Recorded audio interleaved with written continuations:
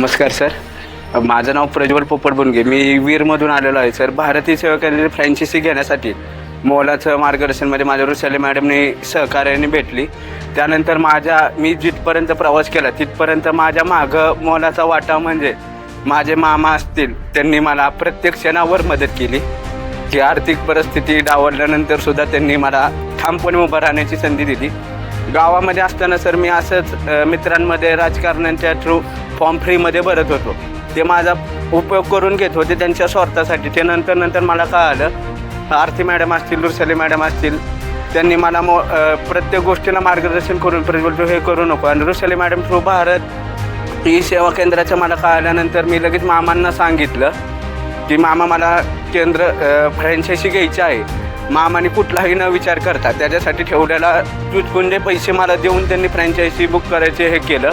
अजय सरांचं सुद्धा मी आभार मानतो की त्यांनी मला कुठलंही न डावलता की बाबा तू थोडं काय कर, तू चालू कर, त्यानंतर असं हे कर, त्याने हे केलं. त्यानंतर सचिन सरांनी जे आम्हाला मार्गदर्शन केलं की कशा पद्धतीने फॉर्म भरू शकतो, ते फॉर्मसुद्धा आम्ही सोप्या पद्धतीने कसे भरायचे ते सरांनी सांगितलं.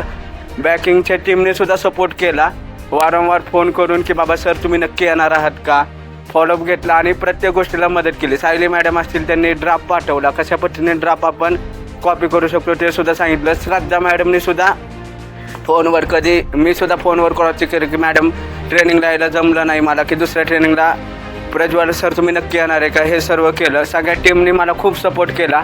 आणि इथं जो परिवार जोडला गेला 3 दिवसामध्ये भारतीय सेवा केंद्रामुळं, त्या परिवाराचे सुद्धा आभार मानतो की त्यांनी सुद्धा सगळ्यांना सांभाळून घेतलं.